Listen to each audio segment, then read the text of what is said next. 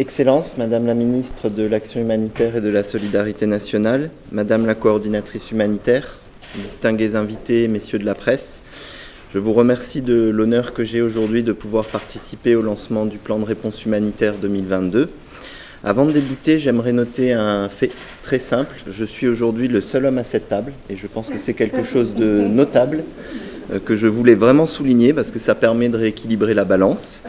Cela montre qu'il y a un vrai leadership féminin et je pense que nous devons développer cela parce que c'est une force indéniable. Donc c'est un honneur d'être aujourd'hui à cette table. Je représente donc le comité de coordination des ONG internationales, mais aujourd'hui je souhaite parler au nom de l'ensemble des personnes qui œuvrent au quotidien en République centrafricaine pour soulager les souffrances des personnes vulnérables. Si vous me permettez, j'aimerais porter ma parole au nom de l'ensemble de ces gens-là qui, encore une fois au quotidien, dans des conditions difficiles, parfois au risque de leur vie, sont là pour aider les gens les plus vulnérables. J'y reviendrai. Je tiens à rappeler que le comité de coordination des ONG internationales est invité à travailler en République centrafricaine. Chacune d'entre elles, qu'elle œuvre pour l'urgence, qu'elle œuvre pour le relèvement, le développement ou pour la cohésion sociale, cherche avant tout à travailler pour la paix. C'est notre première mission. On sort d'une année 2021 qui a été très difficile. Je parlais de cohésion sociale. Il y a eu de nombreux déchirements qui ont engendré de multiples vulnérabilités qui ont mis à mal la cohésion sociale. Nous avons eu de cesse, nous, ONG internationales, de travailler au cours de ces derniers mois, de chercher à atténuer ces souffrances en respectant strictement les principes d'impartialité, d'indépendance, de neutralité et d'humanité. Souvent, lorsqu'on évoque les 4 principes humanitaires, on oublie le premier, qui est le principe d'humanité. Aujourd'hui, je voulais insister sur celui-là. Pourquoi ? Parce que le principe d'humanité, c'est ne pas être indifférent à la souffrance d'autrui. Et je voudrais vraiment insister sur cette notion d'indifférence. Il n'y a rien de pire que l'indifférence, car l'indifférence, c'est l'oubli.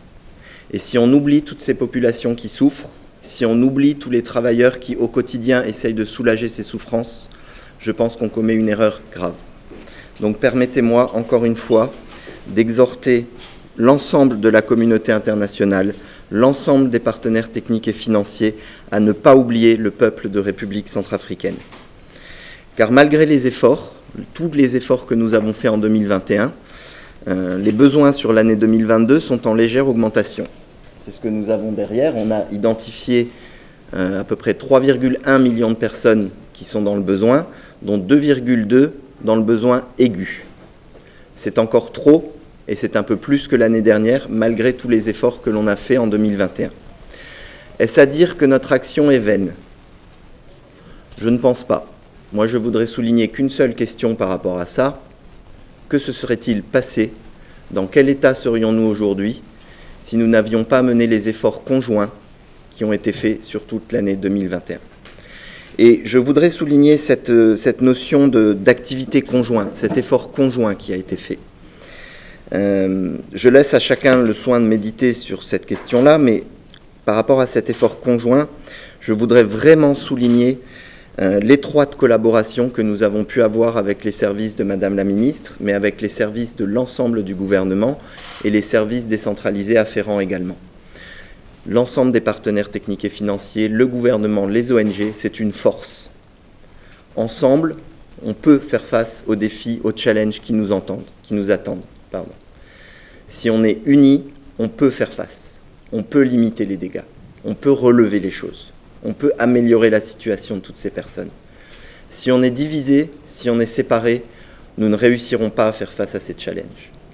Donc je souhaite, moi, pour cette année 2022, et je finirai là-dessus, qu'on renforce encore cette collaboration pour soulager ensemble les souffrances des personnes vulnérables. Pourvu simplement que nous ne laissions pas tomber le peuple centrafricain dans l'indifférence, dans l'oubli, et je pense que c'est notre première responsabilité collective. Nous avons eu, à travers le plan de relèvement des catastrophes, le plan de prévention des catastrophes, avec notamment les services de Madame la Ministre, de très belles réussites. Si nous ne laissons pas le peuple centrafricain tomber dans l'oubli, si nous ne sommes pas indifférents, nous arriverons encore à avoir de belles réussites comme celle-là. Donc c'est notre première responsabilité collective, et en tant que président du comité de coordination des ONG internationales, mais plus largement de l'ensemble des personnes qui œuvrent pour les personnes vulnérables en Centrafrique, c'est l'engagement que nous prenons aujourd'hui, de renforcer cette collaboration pour une efficacité encore supérieure. Je vous remercie, je ne prends pas plus de temps. Merci beaucoup.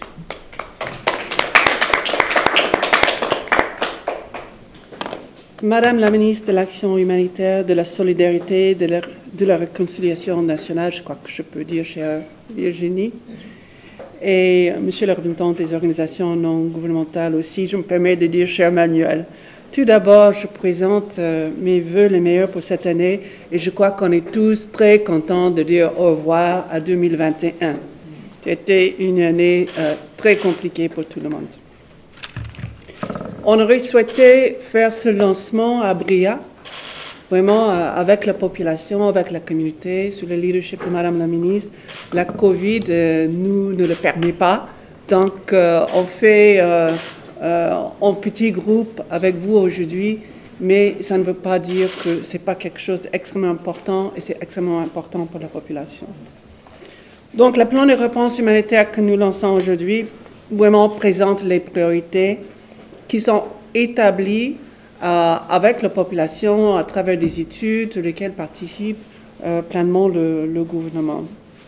Et vraiment, et comme Manuel a si bien dit, on fait tout on essaie de faire tout en bonne collaboration et coordination la plupart du temps, et on va continuer aussi en 2022 en complémentarité avec les actions du gouvernement. Et je tiens vraiment à remercier le gouvernement pour son engagement dans la facilitation de la réponse humanitaire. On avait des situations compliquées à gérer en 2021, notamment à Bambari, où, avec Madame la ministre, on est parti pour essayer de résoudre une situation difficile. Donc, je tiens vraiment à remercier le gouvernement. Mais c'est vrai que la violence qui a été déclenchée en décembre 2020 a changé la dynamique de conflit dans le pays. Et ça a été devenu plus difficile, plus compliqué, même plus dangereux. Les menaces inédites sont apparues, notamment les engins explosifs. Et vous savez qu'il y a eu 3 incidents graves juste à la fin de l'année 2021. Un incident qui a touché les FACA et 2 qui ont touché les casques bleus de la mission avec des blessés graves. Donc ça, vraiment, on n'attendait pas d'avoir ce problème. Il y a aussi des zones, vraiment, c'est surtout au niveau de l'Ouest, des zones qui étaient dans le passé vraiment épargnées de la violence, se sont trouvées en plein dedans. Puis les abus des droits humains, y compris envers les groupes minorités. Donc, beaucoup de difficultés en 2021, et puis le Covid était présent par vague toute l'année. Et ce qu'on sait, et c'est la même situation globalement quand il y a un conflit. C'est les femmes, les jeunes filles, les enfants qui continuent à porter le poids de la crise humanitaire. Donc, cette année, il y a eu plus de déplacements en 2021, et donc on a vu une augmentation dans les besoins, c'est logique. Les gens quittent le foyer, quittent le champ, quittent les écoles, les centres de santé, et les situations s'aggravent. Donc aujourd'hui, 63% des Centrafricains ont besoin de l'assistance humanitaire et la protection. Donc plus d'un Centrafricain sur 4 est obligé actuellement de vivre en déplacement. Même si je note qu'à Bangassou, dans la ville de Bangassou, et c'est là où vraiment on a vu une excellente coordination, collaboration entre le gouvernement, les autorités locales, les ONG, les agences des Nations Unies, il y a plus de personnes déplacées dans la ville de Bangassou. Donc, malgré une année difficile, il y a quand même eu des réussites. C'est vrai qu'on doit tous reconnaître que le conflit laisse des cicatrices. Et on a dit dans le passé, même Madame la ministre et moi-même, on a dit la même chose. Conflit, parfois on ne voit pas les cicatrices sur le corps, mais on sait que c'est dedans que les gens souffrent. J'étais à Boyo il y a 2 semaines, une zone que je n'ai jamais visitée, c'est assez reculé, mais une petite communauté qui vivait et qui vivent paisiblement ensemble, s'est trouvé en difficulté. Et j'ai eu une longue discussion avec les femmes sur la violence sexuelle, mais des discussions difficiles. C'est des discussions difficiles. Tout de suite après ce lancement, je vais, avec le président de la République, lancer l'ouverture d'un comité stratégique sur la violence basée sur le genre. On sait que ça a un impact physique, mais l'impact plus pérenne, c'est sur le bien-être de la personne. Donc ça, j'ai vu ça au niveau de Bouillon. Je dois vraiment prendre un moment pour rendre hommage aux partenaires humanitaires nationaux qu'internationaux, qui sont déployés à travers tout le pays. Ce sont les personnes les plus proches des personnes affectées. Et malgré un environnement sécuritaire dangereux cette année, des conditions de vie parfois très difficiles, ils ont resté sur place. 3 travailleurs humanitaires ont été tués en 2021 et 28 autres ont été blessés. Donc plus un incident par jour. 188 partenaires ONG dans le pays. C'est beaucoup. Et c'est beaucoup plus qu'il y en avait en 2013-14 quand je suis venue rendre visite en RCA la première fois. Donc, en tant que coordinatrice humanitaire, je dois vraiment remercier tous ceux qui sont sur les lignes de front, les ONG nationales, internationales, aussi les communautés qui sont les premiers qui répondent. Il faut aussi que je remercie les bailleurs de fonds. En 2021, grâce à leur générosité, la communauté humanitaire a mobilisé 392 millions de dollars américains pour l'RCA, soit 88% des 450 millions de dollars américains recueillis. Ça, c'est du jamais vu. C'est le taux le plus élevé du monde pour tous les plans de réponse humanitaire. Ça, c'est grâce aux bailleurs de fonds. Ça, c'est grâce à la capacité humanitaire. Ça, c'est grâce à la bonne coordination et collaboration dont Manuel a fait référence. Toutes ces choses-là font qu'on a eu de l'argent qu'on a demandé. Et on a fait beaucoup de choses. Quelques exemples. 1,5 million de personnes ont bénéficié d'une assistance en transfert monétaire. Et ça, c'est excellent. Parce qu'un soutien monétaire, ce n'est pas juste pour la personne, mais c'est un soutien au marché local. Nous avons pu atteindre 1,7 million de personnes par mois avec une assistance près de 2 fois plus qu'en 2018.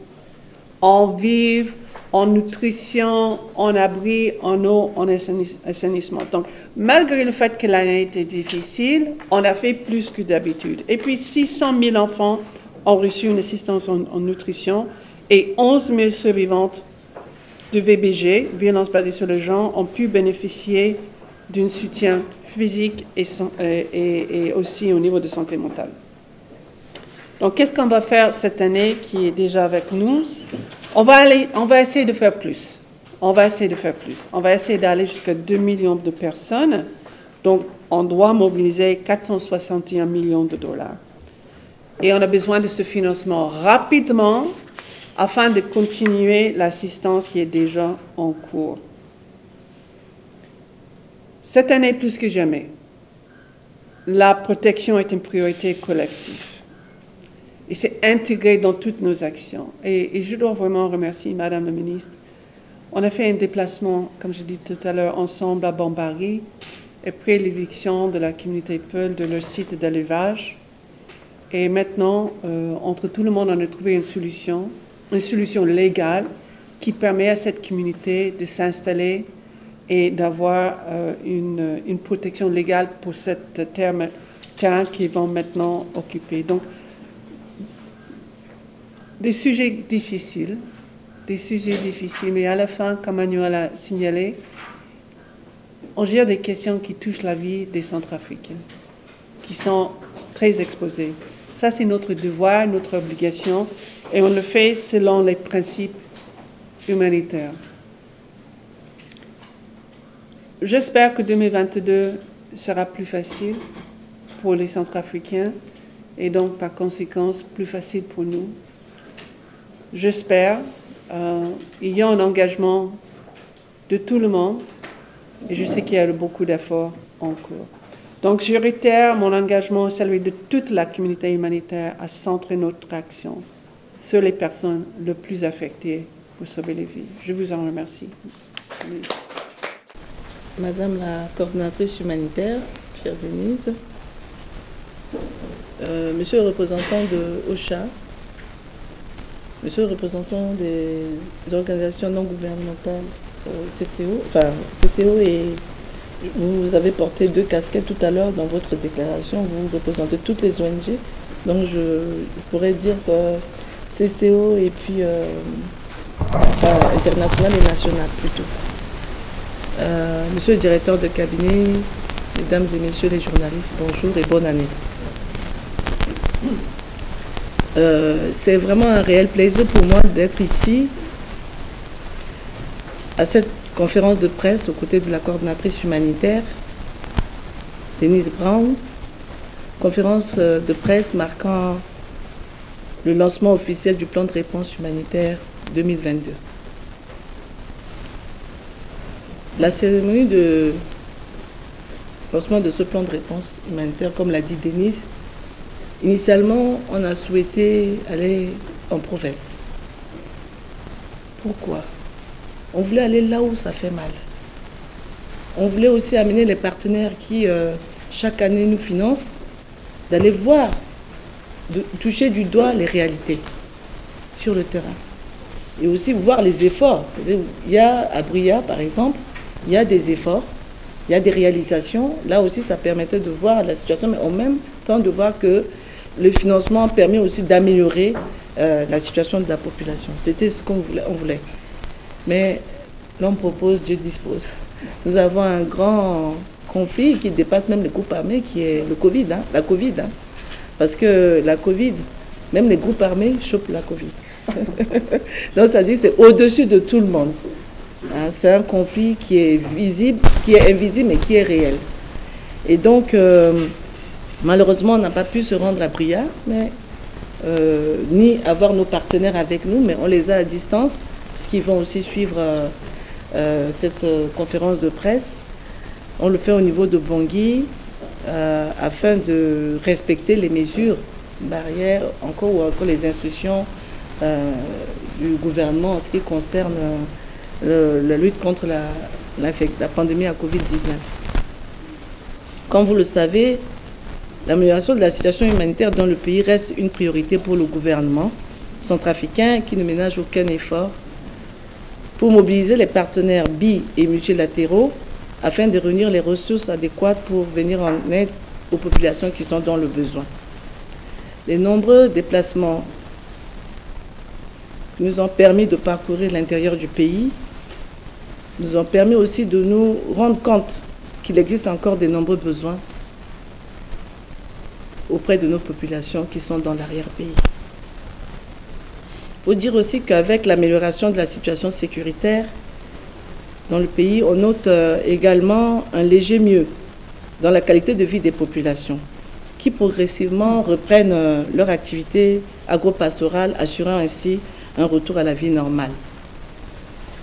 Il est aussi important de noter que les acteurs humanitaires ont toujours soutenu les efforts du gouvernement. Denise l'a dit, le représentant des ONG l'a dit, pour soulager les souffrances des Centrafricains les plus vulnérables. Des abris, la prise en charge sanitaire, des kits de protection et des semences sont apportés aux populations dans le besoin, mais compte tenu de la gravité de la crise que le pays a connue, beaucoup reste encore à faire. Le gouvernement que dirige son Excellence Henri-Marie Dondra, Premier ministre chef du gouvernement, sous la très haute impulsion du président de la République, le professeur Faustin Archange Touadéra, présente toute sa gratitude à la communauté humanitaire portée par vous, Madame Denise Brown, pour le travail abattu durant cette année 2021 qui est une année très difficile. Vous l'avez dit, l'avènement des CPC nous a encore compliqué la situation. Vous êtes revenu aussi sur un aspect nouveau qui nous empêche d'aller sauver des vies, qui est l'utilisation des engins explosifs dans le nord-ouest Père Bois, Nana Mambéré, Wampende, et puis je pense que c'est Mambéré KDI. Vous avez cité des personnes qui sont impactées, mais moi je parle aussi en termes de région. C'est ce nouveau mode opératoire qui consiste à limiter la libre circulation des humanitaires ne permettra pas de sauver des vies. Et c'est un défi. Un défi que nous devons nous associer, gouvernement et acteurs humanitaires, pour relever. Parce que si nous ne nous liguons pas contre ce nouveau fléau, alors les réponses seront difficiles sur le terrain. L'autre aspect que je tiens à souligner, c'est aussi les groupes armés. De l'autre côté, dans le nord-ouest, je viens de le dire, ville frontalière au Tchad et au Cameroun, et dans les autres régions où encore il y a les présences des groupes armés, on enregistre aussi la présence physique des groupes armés qui limitent, qui empêchent la libre circulation des biens et personnes, et plus particulièrement aussi l'attaque sur les humanitaires empêche d'aller apporter des réponses. Alors que, je reviens, quand d'autres disent que la PPR est caduque, la PPR n'est pas caduque. La PPR fonctionne. Nous enregistrons aujourd'hui des défections, des groupes armés qui déposent les armes. Ça veut dire que quelque part, ça fonctionne. C'est l'œuvre humaine et il y a des hauts, il y a des bas. Mais on avance caïen. Et je pense que je profite de cette conférence de presse pour lancer un message aux représentants du groupe armé, ceux qui sont encore dans l'accord ou ceux qui ne sont pas dans l'accord, ou ceux qui ont un pied dans l'accord et un pied à l'extérieur, qui continuent à semer ces désordres sur le terrain, d'arrêter. Parce qu'ils ont pris un engagement lors du dialogue à Khartoum avec la signature de l'accord de libérer le couloir humanitaire pour permettre à ce que des vies soient sauvées. Et ce n'est pas le cas aujourd'hui. Et l'histoire des explosifs, je m'arrête un peu dessus parce que c'est important. L'utilisation des engins explosifs, ce n'est pas seulement contre les humanitaires, mais aussi contre l'État, contre le gouvernement.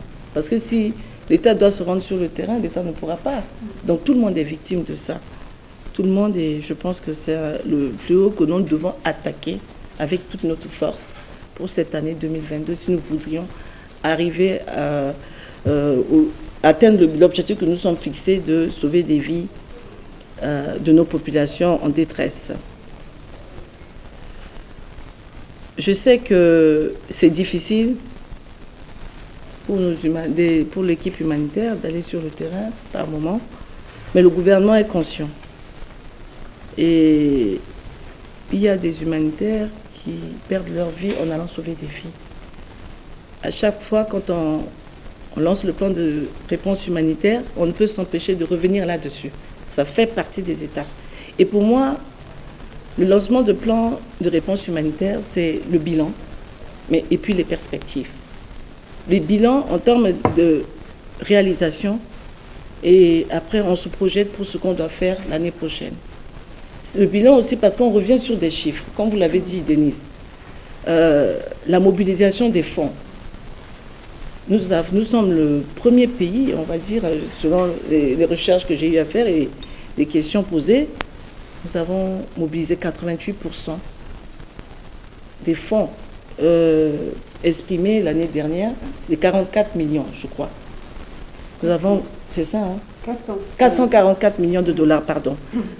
Donc, sur les 444 millions de dollars, nous avons mobilisé 88%. Ça veut dire que la Centrafrique n'est pas oubliée. Non. Ça veut dire que malgré les conditions difficiles, nous avons encore ces partenaires qui souhaitent continuer à nous accompagner, à nous aider, à relever certains défis sur le terrain et surtout à soulager la souffrance de nos populations. Et je profite de cette occasion pour remercier tous les bailleurs qui nous accompagnent, qui trouvent ici les hommages mérités du gouvernement centrafricain, qui trouvent ici la reconnaissance de la population centrafricaine qu'ils ont sauvée. Et j'en profite également pour lancer un appel qui puisse maintenir, surtout maintenir, leur appui pour qu'on puisse avancer. Madame la coordinatrice, mesdames et messieurs, l'année dernière, je vous exhortais avec la communauté humanitaire à renforcer la collaboration entre gouvernements et acteurs humanitaires sur le terrain afin de rassurer les populations.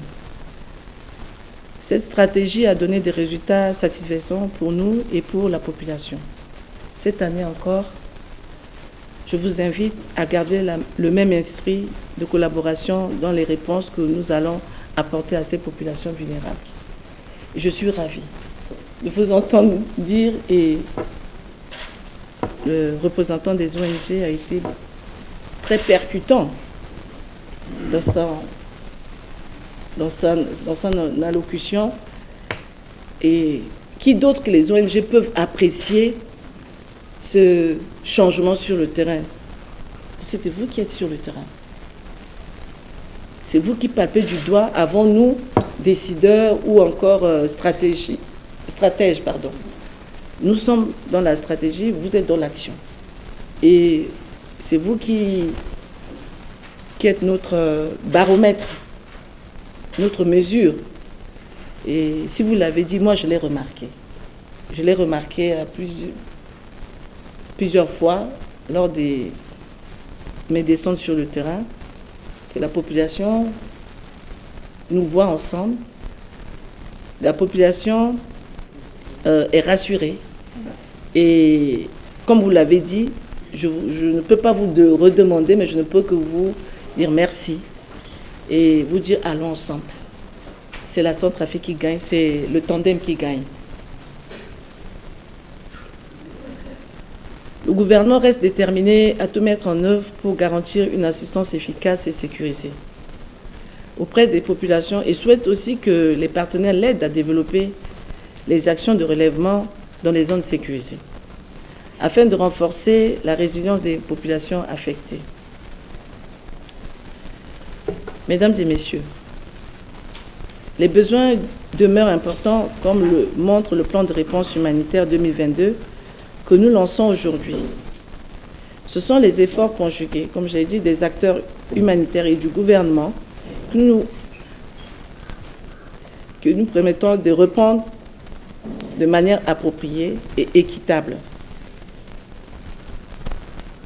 Nous avons constaté que les besoins humanitaires continuent de dépasser largement les ressources disponibles. Nous ne pouvons pas perdre les acquis de l'année dernière, notamment dans le domaine de la santé, dans le domaine de la sécurité alimentaire, de la protection, de l'eau potable, des abris et de l'éducation.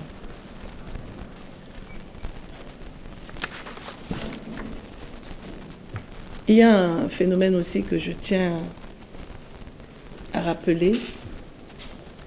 C'est aussi, j'ai remarqué, depuis que j'ai en charge le dossier des personnes vulnérables, c'est-à-dire les personnes en situation de handicap et tout, je sais qu'on a mené des actions dans ce sens. Mais c'est encore peu, Madame la coordinatrice. J'ai enregistré au moins à peu près plus de 140 000 personnes touchées par le handicap. Les enfants sont de plus en plus aussi nombreux. Et beaucoup d'enfants handicapés ont un problème d'accessibilité à l'éducation. Et tout ça ramassé, ça fait aussi un lot de problèmes que nous devons prendre en compte dans la réponse humanitaire. Pour terminer, en ce qui concerne la projection, Madame la coordinatrice humanitaire, Monsieur le représentant de OCHA et des ONG, c'est le Nexus. Paix, développement. Le Nexus, c'est le produit qui va nous aider à amener le vrai équilibre dans la réponse que nous apportons aux populations. Tenons compte de notre stratégie qui est basée sur faire de l'urgence là où il y a des problèmes et faire du relèvement là où il y a la sécurité. C'est ça le Nexus. Et je pense que la population, nos populations qui vivent en province sont plus populations qui sont axées sur la terre, l'agriculture. Et je souhaiterais vraiment, Madame la coordinatrice, que dans la mobilisation 2022, que nous puissions mettre plus, parce que là, vous avez vu le chiffre de besoins alimentaires qui est énorme. Mais d'autre part, nous pouvons aussi baisser ce chiffre-là en apportant directement dans des endroits où il y a la stabilité, appuyer la population à aller dans l'agriculture, à cultiver eux-mêmes pour manger à leur faim. Ce que nous donnons, c'est vrai, ça permet de maintenir, mais ça ne permet pas de nourrir et de relever. Et donc, je souhaiterais que nous appliquions dans le domaine, surtout d'accès de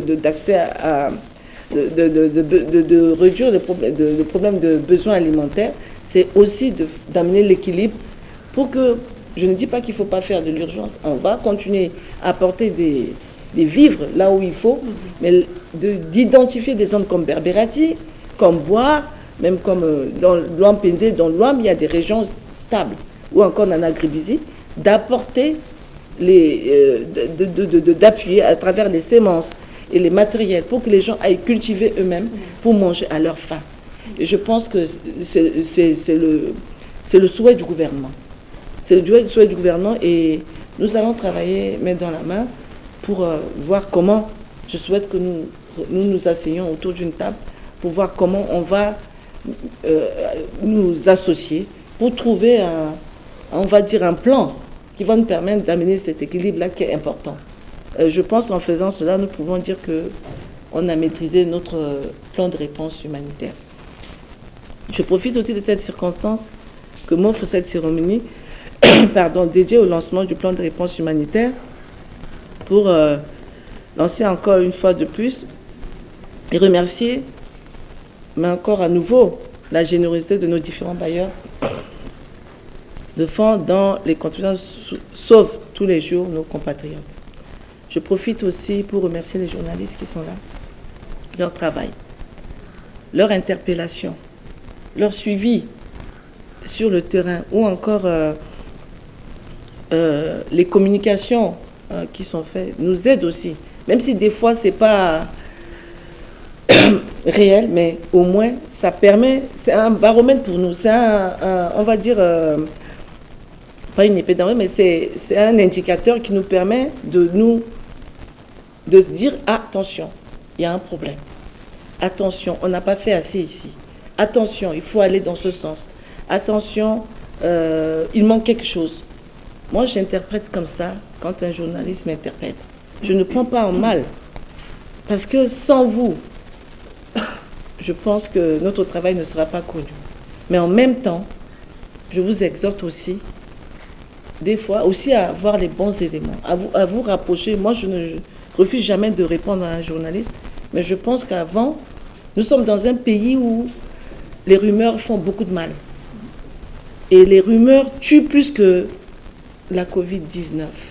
Parce que c'est notre fléau actuellement en hausse. Donc, je pense que si il y a un problème, si vous vous rapprochez du gouvernement et du ministère surtout, moi je vous donnerai les bonnes réponses. Je pense qu'apporter les bonnes réponses rassurera encore plus la population plutôt que de l'alarme. Mais des fois, il y a des communications qui sont faites, mais sur des rumeurs et après qui après vérification ne sont pas vraies. Moi je sais que Ndekoulouka, à chaque fois, on m'appelle. Hein. La plupart des cas, Ndekoulouka m'appelle pour dire, Madame la ministre, nous avons appris ça. Est-ce que vous avez... Moi, ce n'est pas tout le temps, mais en tout cas, je tiens à vous interpeller sur votre accompagnement qui est très important, très, très important. C'est en complément à tous les efforts que nous menons sur le terrain. Et c'est ça aussi qui permet aux gens, au monde entier, de savoir qu'une réponse est apportée à nos populations. Donc, je vous remercie pour le travail abattu pour l'année 2021. Et je vous exhorte encore à nous accompagner pour 2022, à nous soutenir et à faire ce que vous savez faire de bien là, dans l'intérêt de nos populations. Sur ce, Madame la coordinatrice, Monsieur le représentant de OCHA et des ONG, mesdames et messieurs, je déclare officiellement lancé le plan de réponse humanitaire 2022 de la République centrafricaine. Je vous remercie.